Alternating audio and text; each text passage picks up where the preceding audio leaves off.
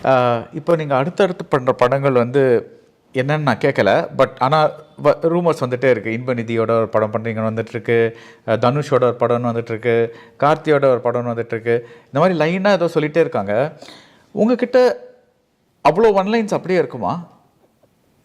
இல்லை சரி ஒரு சைன் பண்ணிட்டு அப்புறம் என்ன பண்ணலான்னு யோசிப்பீங்களா? எப்படி ஹவு டு யூ? அப்படி இல்லை.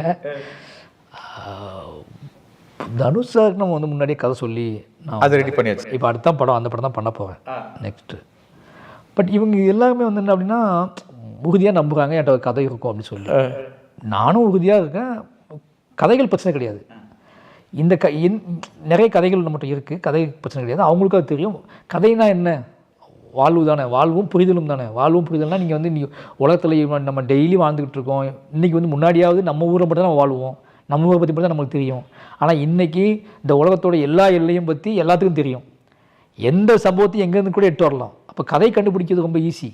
அந்த கதையை இன்றைக்கி உள்ள மனிதர்களுக்கு தேவையானதாக மாற்றுவதும் அதை கரெக்டாக அவங்க புரிந்து கொள்கிற மாதிரி மாற்றி சினிமாவாக கிராஃப்ட் பண்ணுறது தான் முக்கியமான வேலை. அதை செஞ்சிருவோன்னு அவங்க நம்புகிறாங்க.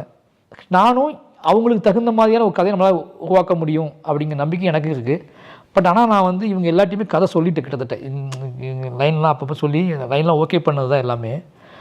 அதனால் வந்து எனக்கிட்ட அது இல்லைன்னா நான் அவங்கள்ட்ட சொல்ல மாட்டேன். இது இருக்கு, இப்படி ஒரு கதை இருக்குன்னா நான் நீங்கள் நினைக்கிற மாதிரி சும்மா சைன் பண்ணிட்டு அப்புறம் கதை பார்த்துக்கலாம் இது யார்ட்டையும் நான் பண்ணலை. அப்படி பண்ணலை. ஏன்னா எனக்கு நல்லா தெரியும். அதுக்கப்புறம் நான் வந்து ஒரு சொல்கிற கதை அவங்களுக்கு செட் ஆகலை அப்படின்னா எனக்கு அது தப்பாகிடும். மைண்டு அப்செட் ஆகிடும். இதுதான் கதை, இதுதான் பேக்ட்ராப்பு, இதுக்குள்ளே நீங்கள் இருப்பீங்க இந்த வேர்ல்டு அப்படின்னு நான் சொல்லி சூப்பர் சார் நம்ம இதை பண்ணலாம் சார், இதை பெருசாகி பண்ணலாம் சார் அப்படி சொன்னால் தான் எனக்கு அடுத்த மூவ் ஆன் ஸ்டார்ட்டே ஆகும். MCR Pure Cotton Club, formals and casual shirts.